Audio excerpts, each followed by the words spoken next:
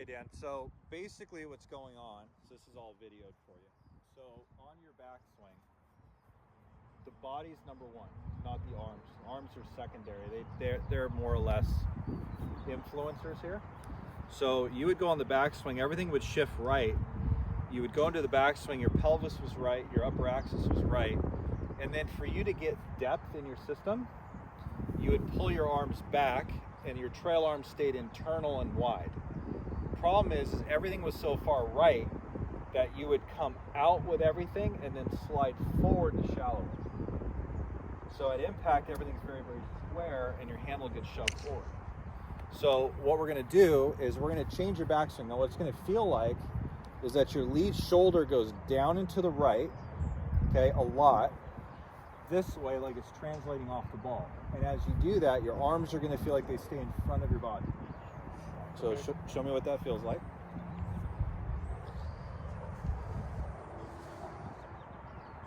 Good. Now as you do that, soften up your right arm more. There you go, do that again. So that right arm's gonna soften up a lot and fold kind of in front of you. Awesome. Now without hitting it, your left shoulder now is gonna feel like it stays down, but I want you to feel like your legs and knees are rotating first. Start opening, keep going, keep going. That's your feel. So now that your pressure is over your left foot, your hips can go. Okay. When you're over your right foot, you couldn't do that. Okay. Okay? So let's do that real slowly. Ready? This is like baptism by fire.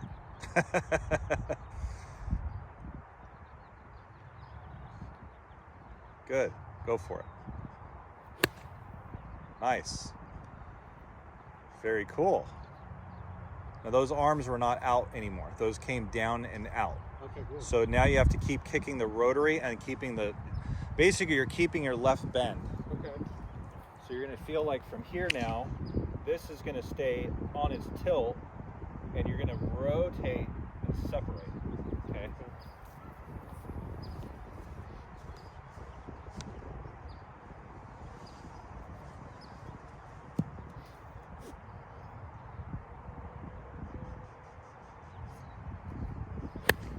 Awesome.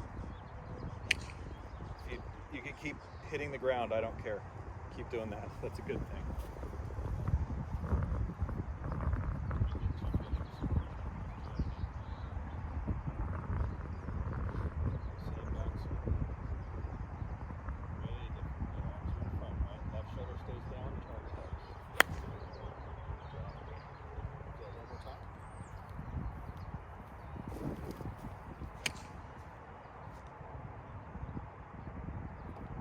You look like Cameron Champ at the top. I'll take it.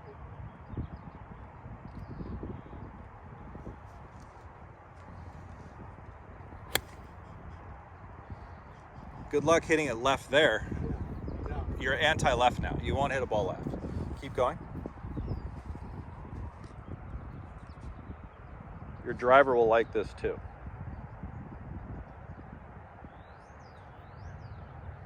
Do the same thing. Arm folds early. Good. Go for it. Awesome. Okay. Check out this picture.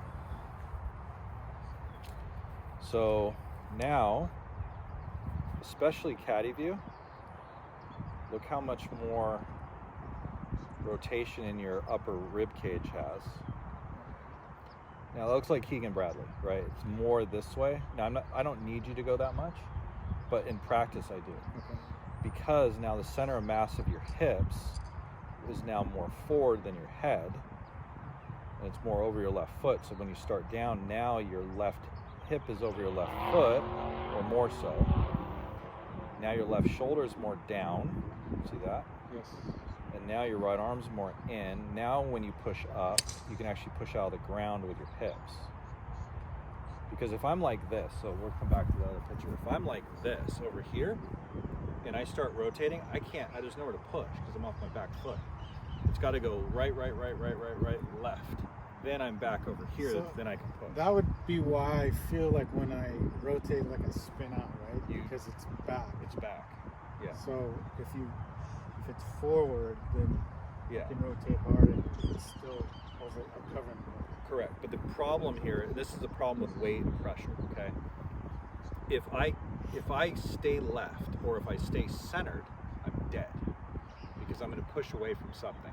So if I stay left, I'm going to push away from it. Yeah, that's what I thought. I don't want to do that. So I want you to shift right, rotate, rotate, rotate, and land left. Yeah. Now that's going to create more force and more torque. Those are good things. So if you look here, way better right arm, way better tilt in the shoulders.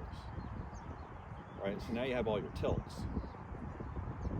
So you didn't get your tilts by going like this. You got your tilts because you wound everything up, right? Then your center of your hips is forward. Now you land left, kept your left shoulder down, spiral the knees and the hips. Look how much better that P5 is. Now your hips are open at P6, the club's from the inside. Good luck hitting it left there. Hips are open at impact, shoulders are a little more open at impact, but not matching, right? Right arm's still bent. Very good. Now, last you can worry about face rotation. At this point, I don't care. Yeah. But that looks good. That's 1,000 times. Yeah. That's the big one. Okay. I like that. But here, I think the big core to this is like, you see your face do stuff, whether it's like hedge clipping where you're doing that, or the face is opening, closing, whatever. It all comes back to what your body's doing. So if the sequence isn't right on what you're doing with your body, the other things start to fall. Okay. And you're such a good player, you can kind of maneuver by, okay, I'm going to hit like a pull cut here because I don't want to hit it left. Like that's pretty standard operation. Doesn't mean it's right. You have to actually someday fix it. So let's just stay on this. And look, I'm the same guy. Like if I'm out playing and I'm hitting overdraws, I'm going to try to hit a bunch of cuts. Like I get it. So soft right arm, lead shoulder position going back. Really good. Now left shoulder stays down, a lot of separation. Oh, look at you. That was the best one. So no curving in the air. Let's do that again. Maybe we should just call it a day. Hey, this isn't live. Don't worry.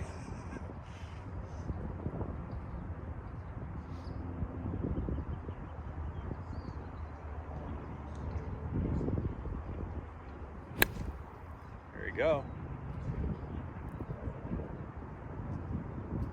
Just like dead straight, no curve. Yeah.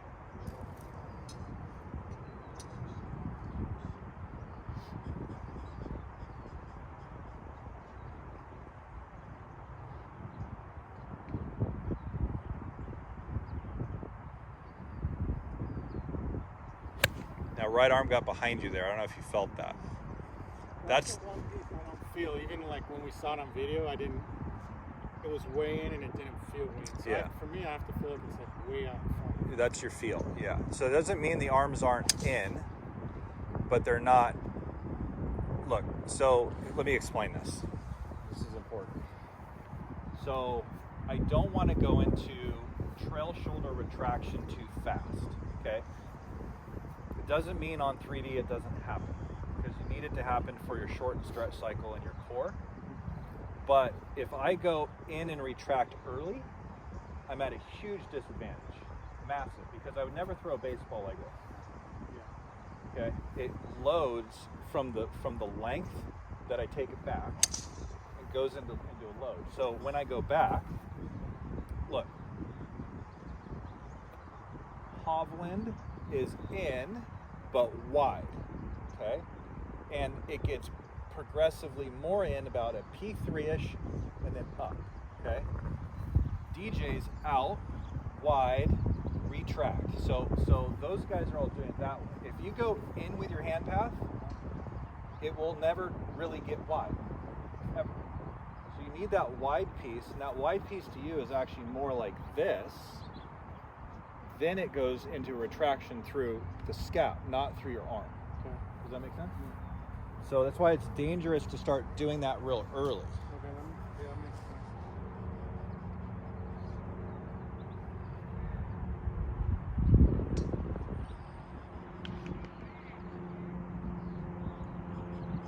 There you go.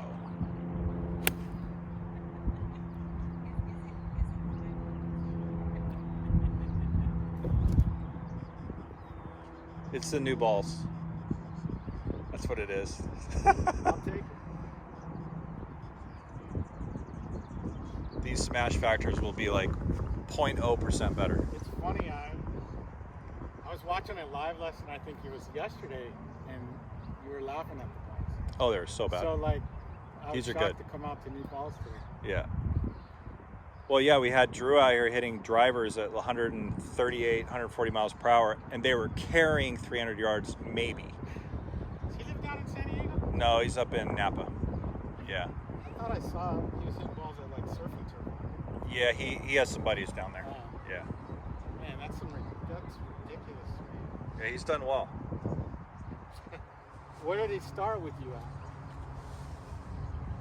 He was always fast. I mean, Yeah, I mean, he's not going to go from 100 to that, but 25 maybe? 125? so when you're adding Yeah. that Well, much speed, he's got a lot of access to force plate information, and his background is he's big into like workout stuff and specific types of training. That's a huge aspect because he knows what to work out on. yeah. And I mean, it's similar, you know, I don't know what he's going to do with it. We don't know yet. I think he's kind of in that exploration phase, which is cool. I mean, we should always be there. But yeah, it's interesting because like when he showed up the other day, he didn't have any vertical. Well, he didn't have any vertical because he was actually too much what you're doing. So like his swing direction was way too far right, upper axis was too far back, and so that when he landed, he couldn't get enough pressure underneath his lead foot to push. And so basically all we did is we moved the swing direction closer to zero, and then got his basically his landing phase to land more left, and then his vertical went double. So yeah, it's just kind of interesting how that's all put together. So much information now to be able to make changes. Yeah. Sometimes that's dangerous. True. There you go. Good. Good. I like it.